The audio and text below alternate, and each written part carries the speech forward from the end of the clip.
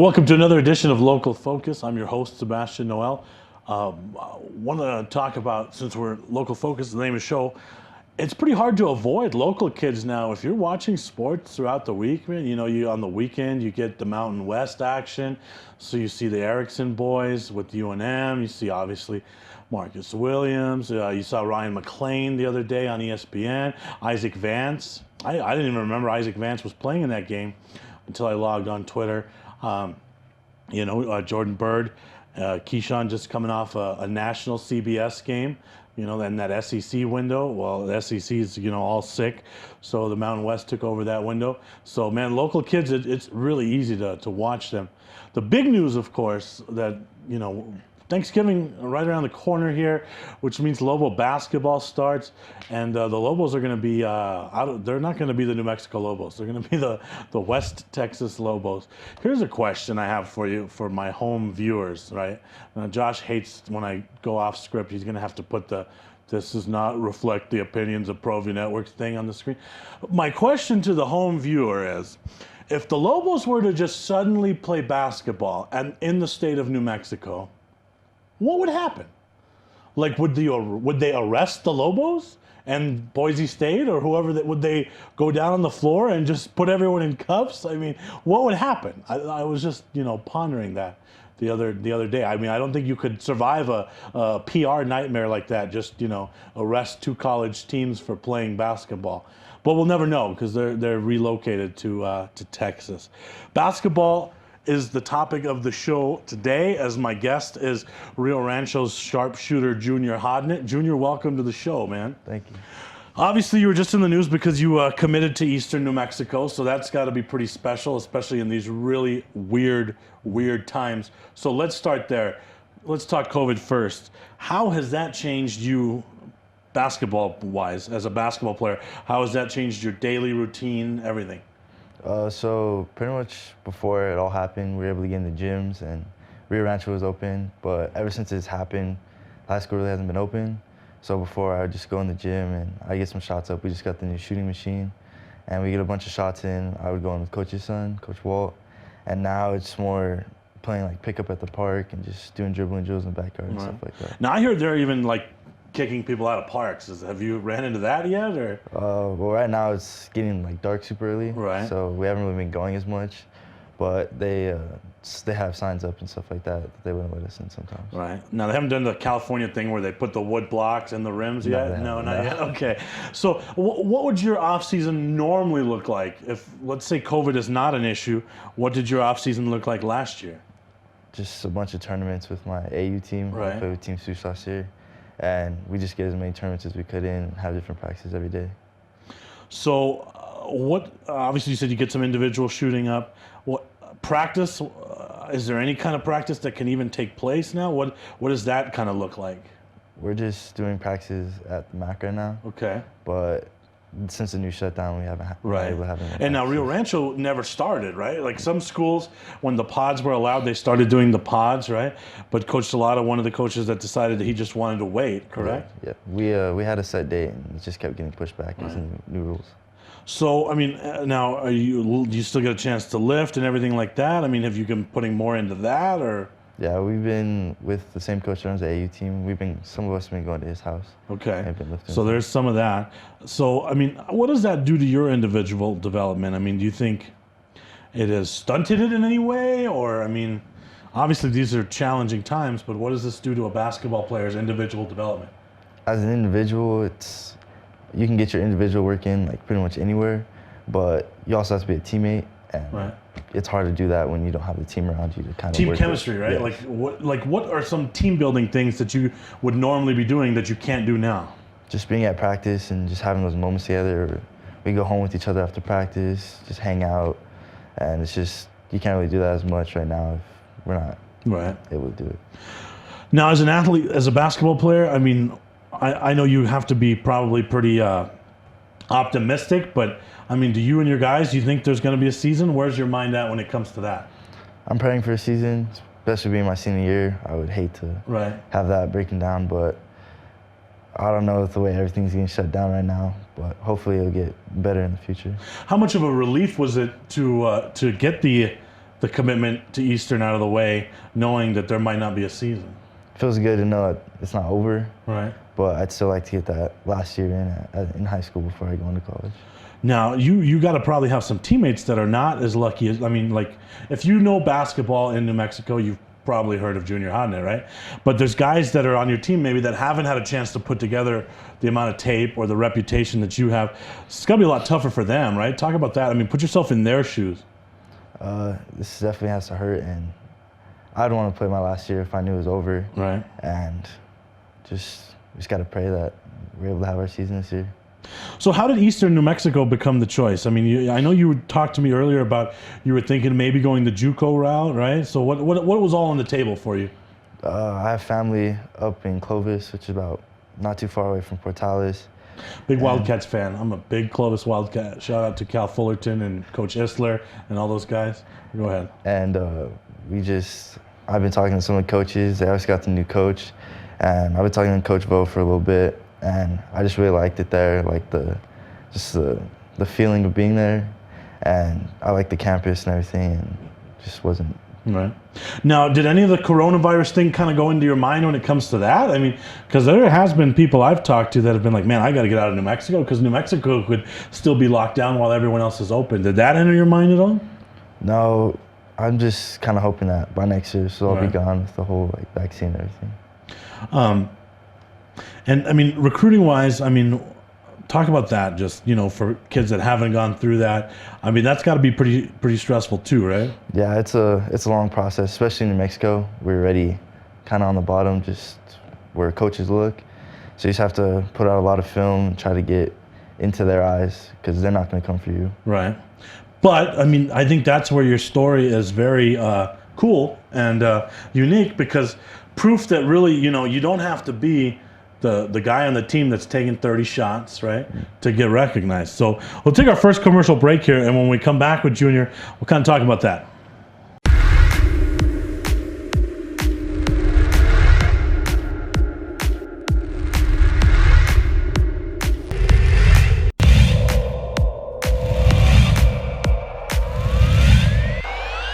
Ramos wants another!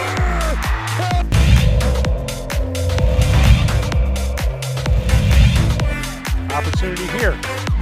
Martinez shoots, he scores.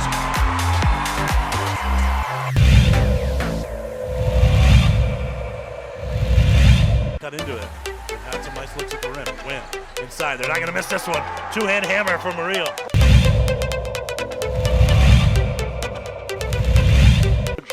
Ball's played up. Rodriguez with it. Gonna settle. Looks to the inside. Comes to the far side push. Shot on aim. Goal. Deflected in. No.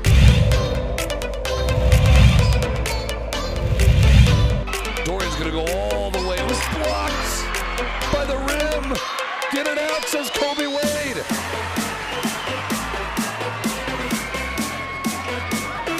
Ramos, get it!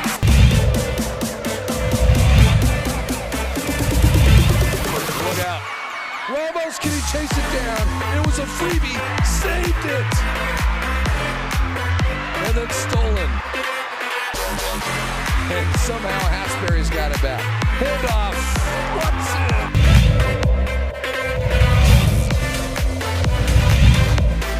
Get it stripped. Calion stripped him. The Highland the other way. Win up top to the big goal. Here he comes. For the lead. Got it.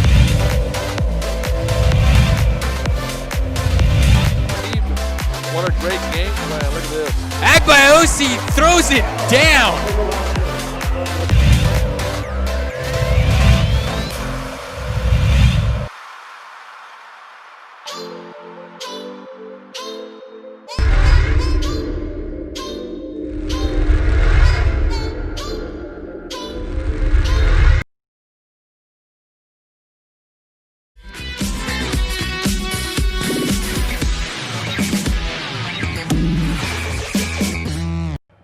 Back with Rio Rancho Ram Junior Hodnett. So we kind of talked about the recruiting and your story. What makes it unique and why I really wanted to talk to you as well is you are living proof that if you just work hard and you're good at something on the floor, you're going to make it to the next level.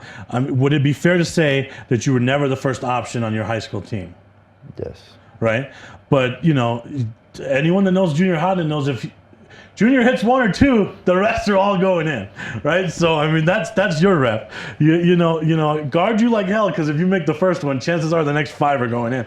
But so let's talk about that development as a player. You get to Rio Rancho. Obviously, that's a pretty, basketball-wise, that's a good place to be. Tell me about your first impressions of the school, Coach Salata, et cetera.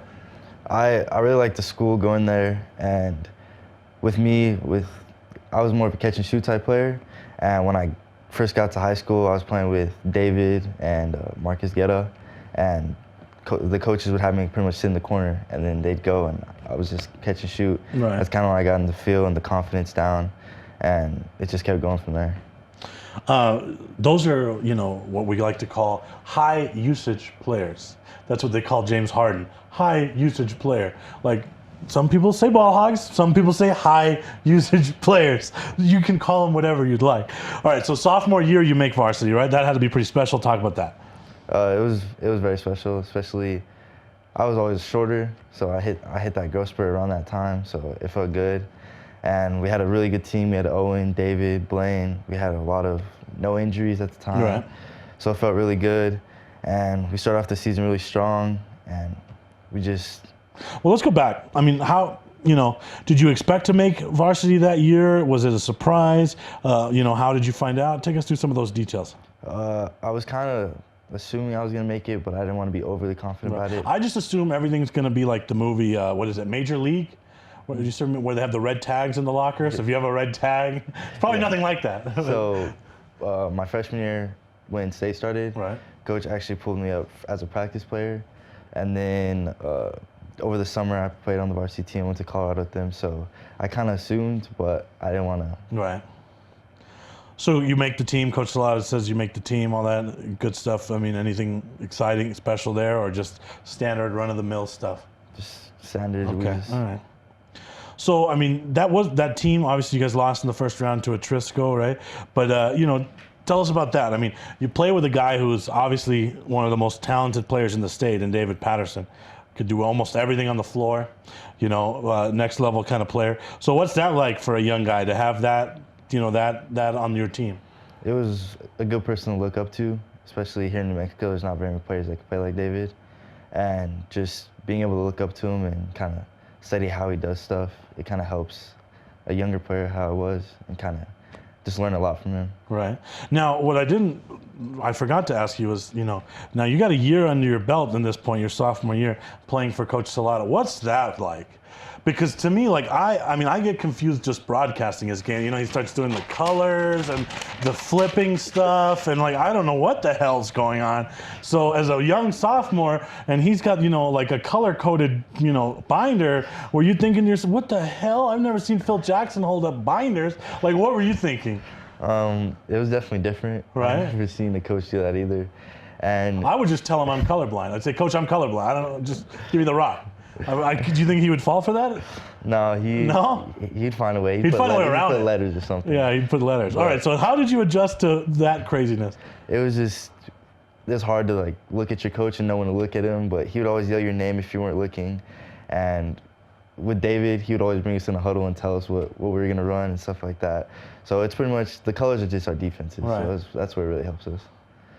So, sophomore year, in the books, you kind of disappointing loss to Atrisco, but obviously another very, very good team. So that takes us into last year. Talk about that team, that squad. What were your expectations beginning of the season? David's moved on obviously through graduation.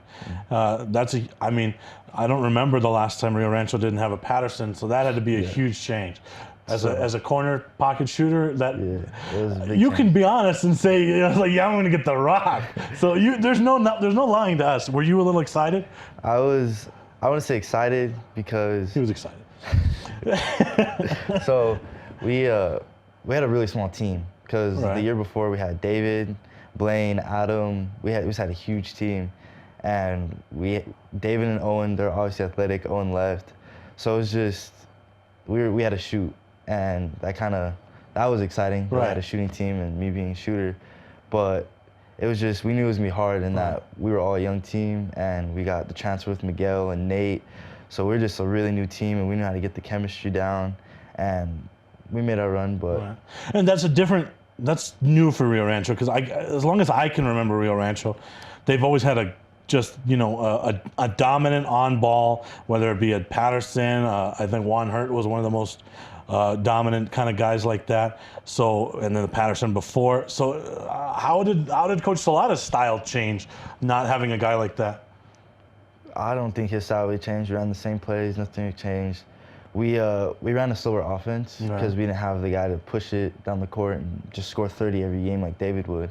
But this time we had multiple people in double digits with Christian, me, Miguel, Isaiah. So we kind of spread it out more amongst everybody. What did you think you did better this junior year? What in your own game? What could you reflect on and say, man, I really got better at that from sophomore to junior year? My sophomore year, my defense was horrible. So I felt like I played a little bit better defense, and I felt like my confidence was better, just being able to hit the tougher shots and feel comfortable on the court during those tougher moments. Well, I remember it was like the middle of your junior year is when I realized that you could speak, because that's when you actually said something to me once. I just thought maybe you didn't speak.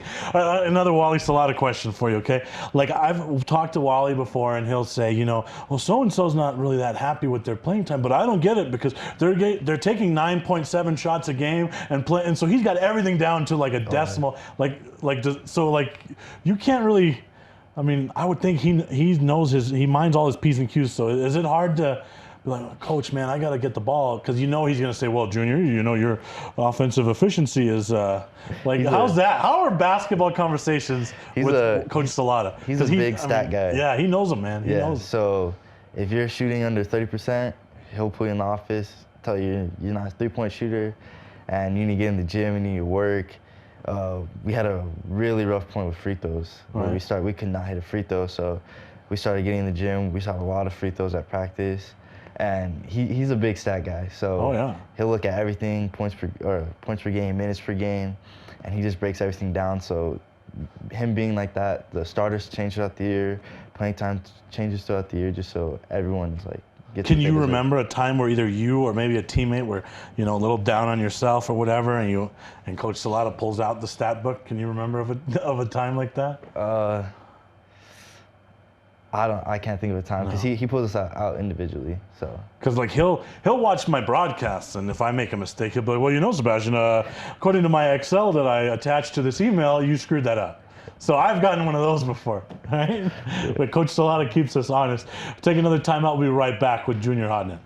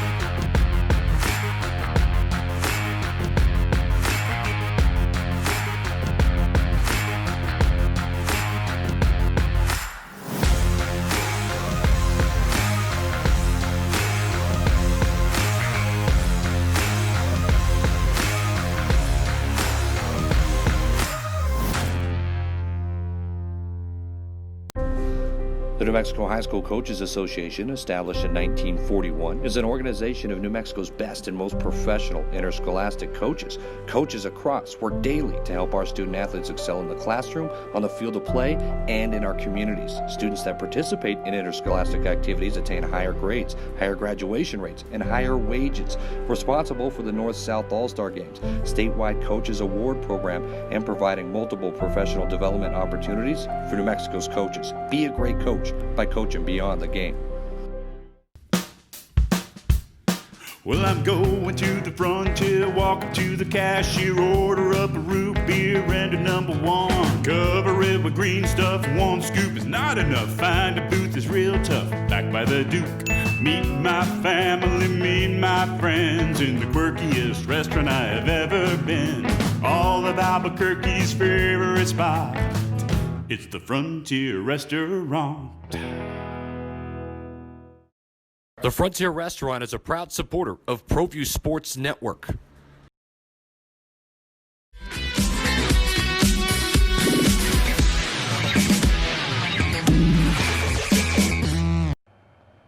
Back with more of Junior Hodnett. One thing I did want to touch on is kind of a more somber moment was, you and I ran into each other during the year, and I got to see a different side of you and some of your teammates, and that was at JB White's funeral services, obviously. Talk about what JB meant to you. JB was always older than us, and he was kind of that big brother to us, and he was a very inspiring player, and whenever we'd fall down in those games, those are like the kind of emotions come out and everything, and he'd always be the one to pick us up and just always be positive, and he meant a lot to me. We grew up together pretty much with all of his family problems that he had talked about, and he pretty much lived with me. Like, he was always at my house, and we'd take care of him. We'd take him to all of our tournaments, and just my whole family got to know him. And it was really rough to hear all the news. Right. What made him so special, you think, that made, like when I think of JB, I think of, man, that's one that would have made it for sure. You could almost guarantee it, right? I mean, you never want to say that, but what made his game and him, the player, what just made him so special? He was determined, like, just with he wanted it for his grandma, and he did everything for her, and you could just tell whenever he's on the court, like, he was doing it for a reason. Right. Now, speaking of determined, you were the youngest of 7, so you probably got beat up a lot as a kid. Tell us about that. So I have 3 brothers and I have 3 sisters, and I'm the youngest of all of them, and it was pretty rough growing up.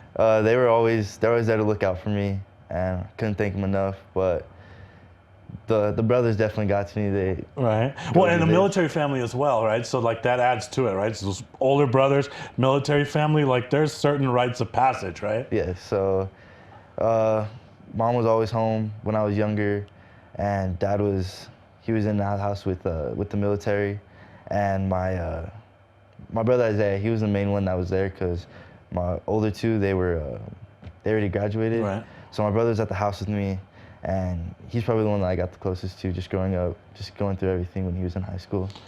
Now, you played football and basketball, right? Now, what about the siblings, all athletics, or just you? Or? So both my older sisters, they cheered. My sister cheered at Volcano, and my older brother, he played football and basketball at Volcano as well. Okay. In 2011, and he wasn't as into it as how I am. He just played it for high school, but he was the reason I got into basketball. Right. Sure. So you guys were to play one-on-one right now in basketball. Who would win? Okay. Yeah. So they're like, the brothers are bigger, taller. What? I'm the tallest in my family. So when did you stop? I guess what I'm asking is, when did you stop getting beat up, right? Like, when did you grow up? When were you tall enough to say enough is enough to your older brothers? Probably just like 10th Last grade. week? 10th grade. Okay, 10th grade. Okay. But Isaiah, he still gets into me. Okay. So, I mean, you obviously, you said you were pretty good at football. I would imagine so. You're a pretty athletic kid. When did you kind of drop football, concentrate only on basketball? After my freshman year, when I got pulled up to practice squad for basketball, I kind of told myself, if I focus on basketball right now, then I could develop as a basketball player. And then I actually got hurt my sophomore summer. So then I came back to football last year, and then we lost in the state championship to Cleveland. And then that kind of helped me with my injury, but I definitely was not shooting as good as I was when I took the year off. So it was a big. Right. Let's talk about that a little bit, shooting. I mean, you were one of the streakier guys in the state, like, and doing a game, I would always kind of, okay, if he hits his first couple, it's over. He's going to hit them all. Have you always been like that? I mean, and just talk about how that happens as a player. I mean, because not everyone's streaky, but you definitely are. So has that always been the case? Pretty much. It's just, I feel like it's a confidence thing. Sometimes going into games, I'm not as confident, but once you hit that first shot, it's just something that clicks when you see the ball go in. And sometimes it's not even me. Like when I play with David and I just see him hit a couple shots, it just puts that fire in you. And Right. What now? You play a lot of AAU and everything like that too on some really talented teams, right? So that's still going on, right? Talk about that a little bit. You know how New Mexico athletes are pretty much going to be forced to turn to their club if they want to continue to get better, right? If there's no high school athletics. yes, so I grew up playing with FBA ever since I was in 5th grade, and that was an amazing team. We had all top players in the state right now on that team, and then we kind of broke apart, and then we had Team Swoosh, and that was a great team as well. It's just fun to play with them. It's like a family now, Right. and it's just great to see everyone all over the state doing their thing. And so let's get back to that. I mean, I know you guys talked about that a lot on social media and after the funeral. It seems like you guys all have a kind of, I don't want to say a renewed purpose, but it's definitely going to be a little extra special when you guys all go to the next level, everyone that played with JB. So talk about that. It's just something that it keeps us motivated, and it kind of gives us that purpose now, and we're doing it for somebody now. Right. For sure. And was that I mean, it was really cool to see you guys all kind of make the trip to Santa Fe together for the candlelight vigil and then the services. And talk about how much that's kind of brought you guys closer together. As we talked in the beginning of the show, how there's not a lot of team bonding stuff right now, but stuff like that had to bring a certain guys closer together, right? Yes, so us being at different high schools and Kenny and Shy in North Carolina with our coach,